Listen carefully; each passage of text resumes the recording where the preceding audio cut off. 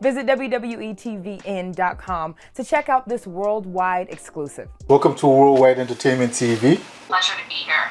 Yeah.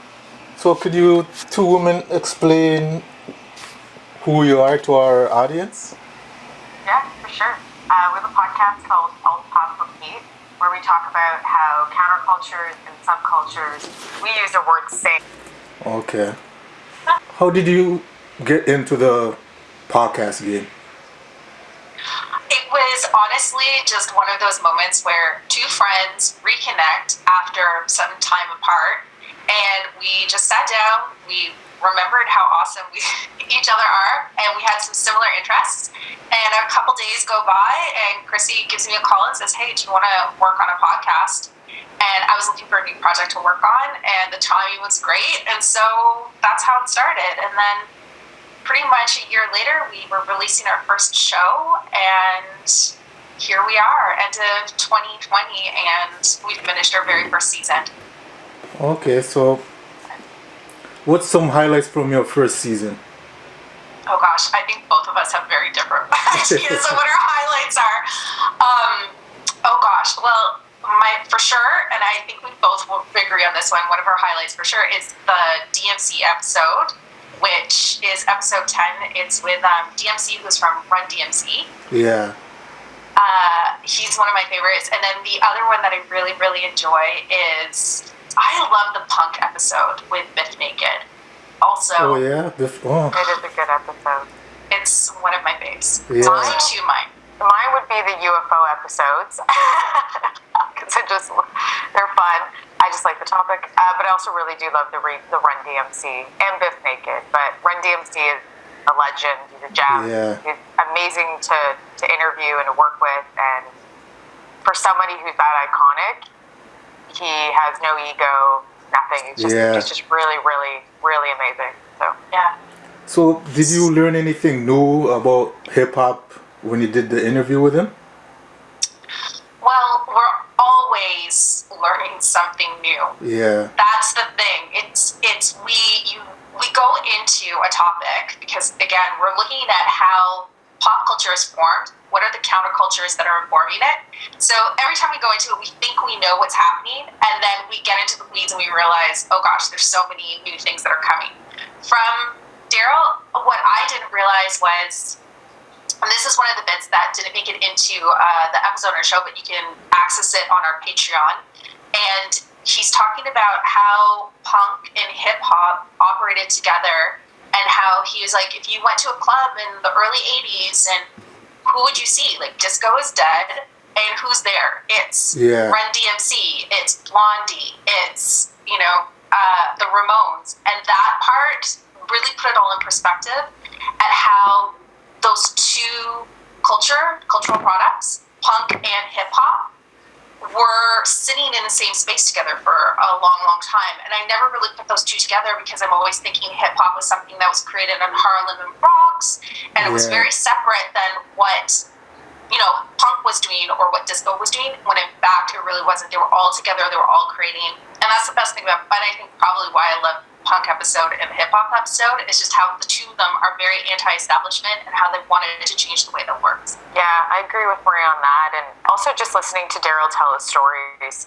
about living in Queens, growing up in Queens, and what it was like for him, being a little kid, rapping, making his first raps, being influenced by DJs, going to the parks and watching all these DJs. And one of my favorite moments was when he talks about how they would all go down to the park in Hollis, Queens, and there would be like 2,000 people at the park, just like freestyling, like doing like all different elements of hip hop, and then the cops would come and break it up, and then the next day they would go back and do the exact same thing again. So to me, that was cool because he paints a really wonderful picture of that time in New York and how hip hop started. Yeah. So do you see any similarities, because he's like a pioneer, so do you see any similarities of how he started his journey and how the journey is now for podcasters in Toronto? Because it's kind of, in the last couple of years, it's kind of booming out for Toronto with Drake putting a new light on the city and everything. Do you think we talk about that. Yeah. A little bit. Yeah, we talk a little bit about new hip hop as a different influence from what's happening in the scene from where it was in the past. Yeah. And so I think Daryl's not pessimistic on it. I think he's optimistic. And you can listen, listeners here, go and check it out and have your own opinion of what you feel Daryl feels. But I think there are people that are trying to push, the level. There's a band in Ottawa called Black Denim that Daryl worked with, and they're really, trying to make change and using hip hop as a voice and making moves in that way, especially in Canada. So I think there are there. We just have to, we have to keep finding them and keep pushing them. And once we get out of COVID, this whole new, probably in the next 10 years, we might have this new evolution of hip hop that comes out of it. So we'll see. I agree with you. There is some similarities, but there's a lot of differences. Similarities in the sense that you have young artists who are working hard to get their music out and heard. I mean, from a hip hop perspective. Same from a podcast perspective. We're all doing the same thing. We're going out, we're making the best product we possibly can, and we're doing our best to share it with other people on different platforms using the best tools that we have available to us. Back in the day, those tools were mixtapes. People had easy access to inexpensive physical hardware called a cassette tape that allowed them to easily duplicate and record their songs and tracks and share them for promotional purposes. Yeah. We have things like Spotify and we have SoundCloud and we have all these other mediums that allow us to easily and inexpensively reproduce our art and our creative assets and share it with the world with hopes that it gets in the hands of the right person. So, from that perspective, I think there's similarities. And I think that really at the end of the day, it's like, if you just got to explore. Like, I feel like in Toronto on occasion, and this is like a real reality check here, is like I feel on occasion that we're so used to and set in our ways that we're hesitant to try new cultural products. Yeah. We're hesitant to listen to a new podcast. We're hesitant to try that new artist. But the truth of the matter is that you got to consume so much these days, and we're consuming so much content on a daily basis. What does it hurt you to say, okay, I am going to listen through all the lists of all the artists that were nominated for a Polaris Prize, right? We're award-nominated artists in Canada. Yeah. I mean, that's not a hard thing to do. And then on that list, who are you going to discover? My personal favorite, Hawaii Mighty. If you want to go through podcasts, there's lots of Canadian podcasts. Yeah, I've interviewed her. We've interviewed Hawaii Mighty before. She really excelled from the time that we interviewed her. She is. I'm so heartwarmed to hear that you had a chat with her. Yeah. I think that she's wonderful. Champion is one of my anthems. She's like homegrown talent. And what is she doing? She's a voice. She is bringing back a certain vibe to hip hop that a lot of people felt was missing for a long time. The storytelling, the vivid imagery that she brings to it, and also like she's just talented, incredibly talented. So what's your viewpoint about Toronto and the city supporting its own compared to supporting entertainment forms from other countries? Do you see there's a disparity? I would say, like, I work, my day-to-day, I work in music as a publicist. Okay. So, and I've been working in music as a publicist, especially in hip-hop, for the past 11 years. So I've seen this transition in Toronto where we started with Sal, that ended up is now running the weekend with XO. He's a manager. And then we had like Manny, the same one, the group of them that were managing from Asari to Belly, and they still are, and now running the weekend. Yeah. They're wonderful managers, and they really changed the city, especially people like Maestro and all of the Cardinal. They really put their hand on the city back then. And they really opened the door for Toronto music artists ever to go commercially on radio, to make it go mainstream. And they were fighting, and they were doing it independently with like help of Factor. And at that time, there was Much Music was doing grants as well too. Much Fact, but not anymore. But they were making money and making more money off their artists, and then helping their artists make money and making really great music. So they put Canada on the map then. And then now, since they've gone in, now they're working at the weekend and they live in Los Angeles. They've become American, pretty much. They don't live here anymore. Yeah. But there is this difference. We're getting a little bit of a harder scene here than we've seen before because it was a little bit lighter and it was more commercial back then. Now there's an underground scene, but it is harder and the sounds are harder. Yeah. And I talk about this with Maria all the time. It's not that I don't love being Canadian and everything we do, but it's hard here. It's hard. If you can break in Toronto, you can break anywhere. Yeah. The thing about Toronto and a lot of people would agree with this. If you have a show and you can fill that show in that room, that's the most amazing thing that you can do because it is hard to get people in Toronto to go out to see shows. And hopefully that will change. And we'll see. Hopefully after COVID it changes because everybody wants to get outside. Yeah.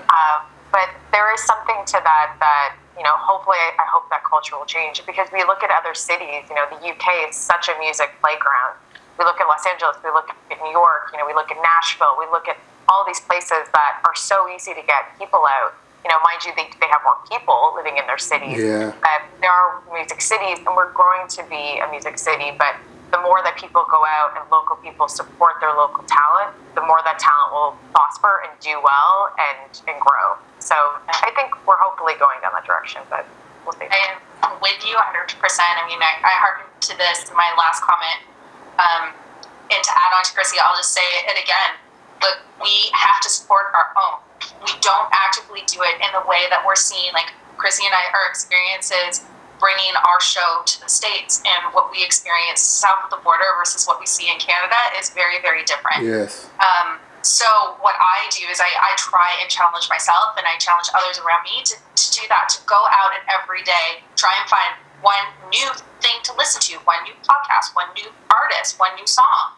And before you know it, you would have consumed a lot. You would have a very good opinion on and a barometer of what is good and bad in your own estimation. And you probably you're supporting local artists. You can have dialogue about it. You can bring them to the table when you're having conversations with your friends. Like, it's just that there's so much talent to be had within this city and this whole country that somehow just gets overlooked for some sort of Canadian conceit that we have developed over the years that says maybe somehow Canadian content isn't as good. But I think if we look at those who are making waves on the international, in an international sphere, it's not the case anymore. Like, No. We're great people. We've got great talent. We just lack an internal support structure. And hey, you take a look at what's happening over in Montreal and in Quebec. Totally different. They have a support structure. They have publications. They are into cultural products that are coming from Quebec. I mean, even this is reaching, if anybody even knows this reference, Dubematic, which is a French hip-hop artist group that I listened to back in the 90s. And I was in the East Coast, so a little different. But I mean, they were a big deal. They didn't exist anywhere else except for in Quebec. So I think there's a lot of lessons that we have even within looking at what's happening in Quebec on how they do their star structure, and also just changes that we can do on our day-to-day basis in order to support each other. So I agree, because with worldwide entertainment, we reach different regions, and how Atlanta and New York and LA look at Toronto, they think it's a bubbling city with a lot of artists, but I think the artists in Toronto in the last couple of years, they probably now realizing they could support their own, and it's actually cool to do so. Exactly. Funny, because when we're talking to other artists, and when I talk to other artists I represent in the States, excuse me, they say the same thing. They're like, Toronto's so hot right now, city's so hot. I'm like, can you tell that to our city? Yeah. Because I don't think we know that. And I think we're slowly starting to realize that. I would say maybe artists individually know that there's something going on here, and they obviously appreciate their scene, but we need everybody to support the scene. The artists definitely know. But right, and so I think it's the people that are going to consume the music that need to see that Toronto is cool. And that's a Canadian mentality, we need to change that, I think, when it comes to supporting local and creating our own star status, because we don't have that. And that's something that we have. Like Marie said, they have it in Quebec. They do. They have The Voice. They have their own publications. They consume their own music. Their distribution down there is amazing. Here, it's just not the same yet in English speaking in Canada. But I'm assuming that will change in the next 10 years because Toronto's only getting bigger and better. So. Yeah. Oh, and actually, you raise a really interesting point that just kind of inspires something in me, Chrissy. It's like, it's almost like we don't have a lot of media in Canada, right? We have a lot of centralized media, and we have a lot of independent media in which we all kind of operate in. Correct. So if you think about accessing and rising, creating a supportive base for artists, it's almost democratic in that we as individuals have the power, and every listen is a vote that says, you're cool, I support you. So we as individuals kind of have to take a hold of the reins in order to help people be discovered. We have to go and we have to participate in the process, because we can't rely on the few media outlets that we have in Canada, mainstream media outlets, to pick up that slack. We don't have as much media as we have in the States. We don't have as many people as I have in the States. But what we do have is, we have enough people to kind of generate some interest and create some buzz, So I think there's a lot of responsibility on individuals, independent medias, in which we sit in, to take that pressure off of the mainstream, because, that's like a few people that are holding the strings, and they're doing a great job, and they're doing what they can, but we have to keep in mind that we don't have as much. Yeah. And that's where podcasts like yours comes in. And you could give a new outlet to people to get exposure. Exactly. Yeah. Exactly. Yeah. And the more that we have that, the more that people will be discovered, and more people will consume music, and more talent will make money. The one thing I think is a misnomer is that you can't make money when you're an independent artist, and that's not true. You can make a really great living, even if you're not on the radio. That's probably my advice. Even if you're not on the radio, or you're not getting a major amount of streams, there's other ways to make a lot of revenue being an independent artist and live, making an average. So I think a lot of people trying to get into the music industry think that they have to be a millionaire, but if you love your craft, you don't have to keep doing it for the rest of your life and still live a really great lifestyle. So it's true. It really is true. So I seen in your bio that the Global Mail proclaimed you the Zoe Deschanel. Is that Zoe Deschanel of blogging? Yeah. That was a long time ago, but yes, I'm very proud of it. I mean, who doesn't love Zoe Deschanel? I love her in Elf, and I love her in New Girl. So that was it. There was a period where Global Mail was trying to identify some of the top blogs that were in the city. There was 3 of us picked on the list, and I was there in terms of talking about pop culture and the relevance of pop culture. My slogan at the time was for my site Karma Cake, which is also my social ID, my moniker online. It was love culture, even if it's pop. Yeah. So to go from that into Alt.Pop.Repeat, it's like such an easy step transition into it. Yeah. And then also, whereas on Karma Cake it was just me, the best thing about this project is to talk about it with Chrissy. We both have very different perspectives, different loves, and different opinions on how pop culture is formed, and to have that come together and our, what we call it, our sync, which is the last about the last 30 minutes of the show. It's honestly, it's turning into what we're hearing back, the feedback that we're getting from people who are tuning in. It's turning into their favorite part of the show. They come in, they get that candy bit where it's the interview with a celebrity, and at the very end, they get to kind of be a part of Chrissy and I's world as we really get into the weeds and discuss, how these topics came to be. So, yeah, Karma Cake was cool, but I love this project. Where could people hear your podcast at? Yeah, they can go to Alt.Pop.Repeat.com, or we're on Instagram at Alt.Pop.Repeat, ALTPOPREPAT. Or they can follow, I'm at Miss Vocab, and Marie is at Miss Karma Cake at Karma Cake. Miss Karma Cake if you're nasty. Right. Janet Jackson trademark. Right. Yeah, are you kidding me? It's my favorite. We were re-listening to Rhythm Nation the other day, so I was like, Janet Jackson is dope. Yeah, she's legendary. Legendary. That whole family. I know, right? So, but Janet is by far my favorite. And then, surprisingly, LaToya is number 2. LaToya. Oh, nice, Marie.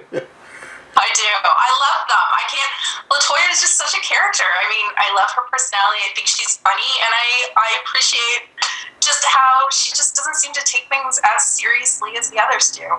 She's the black sheep, and I'm into it. Yeah. So, is there anything else you would like to say before you leave? I think that's it. Thank you. Thanks for having us. Yeah, just a heartfelt thank you to having us on the show and allowing us to talk about our little project and sharing a little bit about our show DMC, which again, I highly recommend anybody who's tuning in to check it out because it's definitely one of our proudest episodes on the show. Obviously, lots of great episodes, but that one has a special place in our hearts. Let us know your thoughts below and hit that notification bell after subscribing.